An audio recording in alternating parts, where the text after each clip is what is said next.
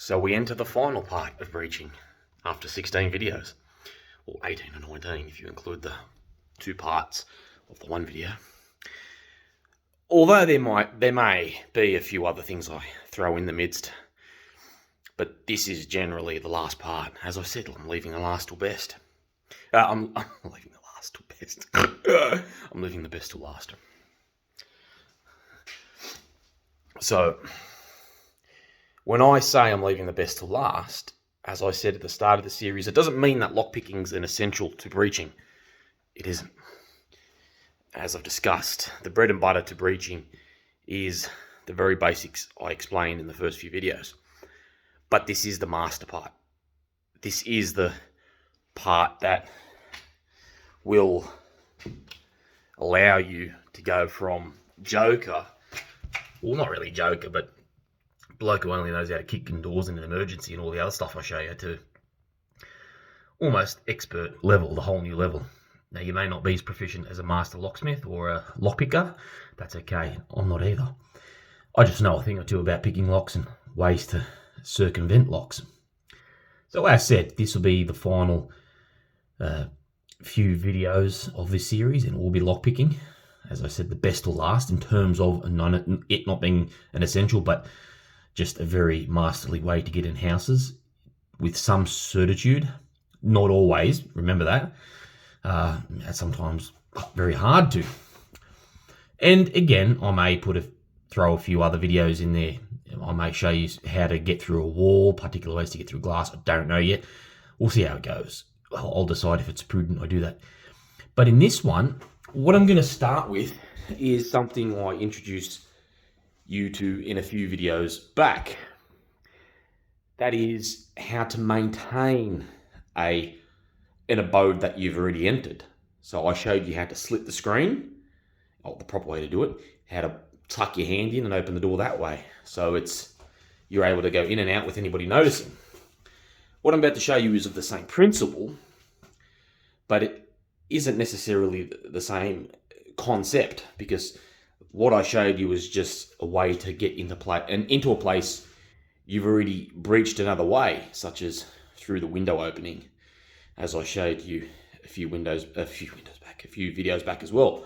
So I've exploited the window, I've opened it, I've gone through the fly screen, I've opened the door that way. That's one way of doing it, through the window. But to maintain that door, so you can keep them going in and out, you've already done the window part. You've just got to slip your hand through. This part, as said, this video is going to highlight a similar principle, but it's a different concept. It's you picking at a lock. In other words, exploiting lock. Lock picking doesn't literally mean you have to pick it. It just means you've got a big lock. In actuality, lock picking should be called lock beating, because you're not necessarily trying to pick the lock, so to speak. You're trying to beat the lock. You're trying to overcome it. That is, you're trying to open it. So it should be called lock opening, lock exploiting, lock beating. Lock picking works. People know what it is, but it's not as thorough as it should be. So what I'm going to show you is another way to look at lock picking, and that's to exploit lock in a different way. That's what this video is. Now let me put it on pause. I'm going to show you what I mean. So here I am. Now I'm just going to explain this to you in a lecture style and not demonstrate it, because it's nighttime and I don't want to injure anybody. I have a feeling that someone could walk through here, because I've seen people come in here before and fire brigade people, because some idiot keeps on setting off the alarm. I don't want people to step on glass or injure themselves, so I'm not going to break it, but I'm going to explain it very easily for you to understand. Exhibit A, glass. Exhibit B, door and lock. Fly screen, open. Door, closed.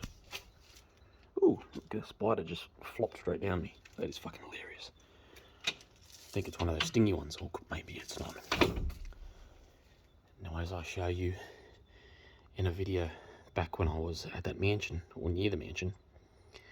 Was that the mansion? I think it was the third mansion, or whatever it was. Anyway, no, it wasn't a mansion. It was just that horse place. Point is, I show you in that video that this is your go-to tool for urban survival. So all I need to do here is tap right there. Whack. It cracks. Slowly open it so I can slip my hand through without cutting myself. To be extra sure that I don't cut myself, I'll wrap all my vitals here with something thick, just so I can tuck in there and open it and be certain that I'm not going to get any shards of glass on my arteries. So you can see from this angle, can you? Oh no, yeah, you sort of can. There's the door handle on the other side. And because I know it's like the other doors here, I know that all you've got to do is go trip, and it's open. That door is absolutely open. It's the same door as the other video I showed you. So again, all you're doing in this lockpicking feat, smashing this, it breaks, tuck your hand in, boom, and as I explained to you, with something wrapped to protect your arteries. And that's it. That's the ultimate lockpicking maneuver. Let me put it on pause and go back to my seat for the rest of this lecture. So I know a thing or two about lockpicking. I've been finding ways to breach places since I was a very young boy. I've been looking into actual lockpicking since 2018. So I can tell you that the spirit, the fundamental part of lockpicking is beating the lock. That's why when you're lockpicking, you're also hacking at safes. So are you actually picking the safe with a lockpick? No, you're beating it. So in my opinion, it's lock beating. So whether it's the safe you're trying to beat the dial or you're trying to tap into it, put a hole in it, it doesn't matter how. Whatever lock you're trying to overcome, you're trying to beat it.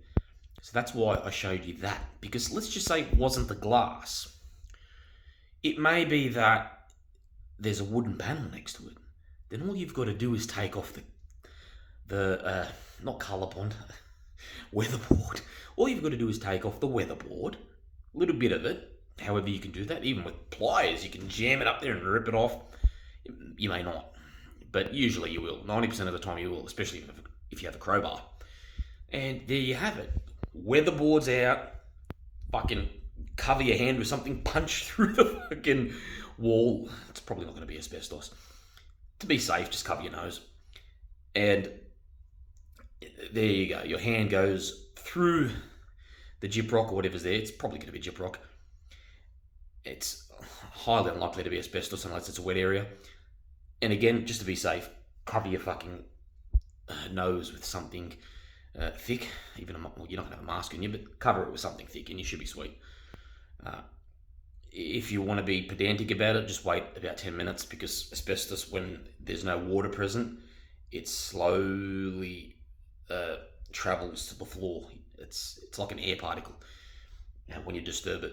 Otherwise, if you want to speed up the process and there's water around, that is not essential for you to use, which is probably always going to be the case. Just hose it down and everything around there will settle. Asbestos is always caught by water.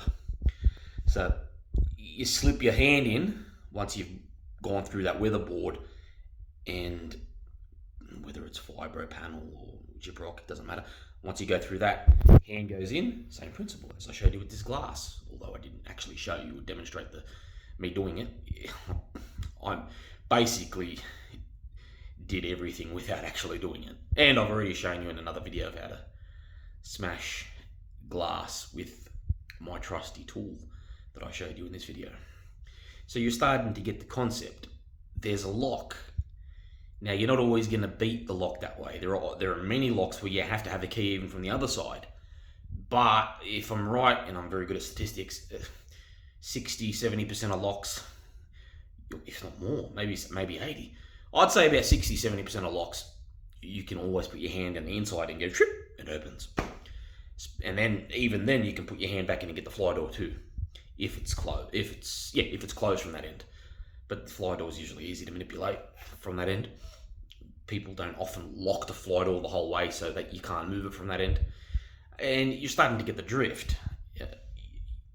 You're trying to overcome the part that's next to the lock to get to the lock from behind.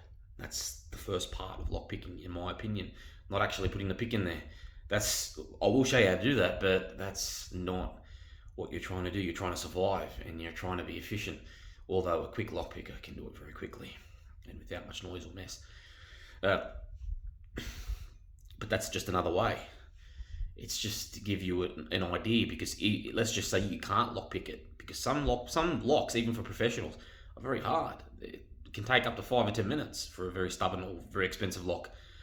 And that's when this is quicker and more efficient, because even those hard locks to pick, you can get from the other side like this. And you're getting the concept. You're just trying to defeat what's next to it. Glass, weatherboard, vibro, could be anything else.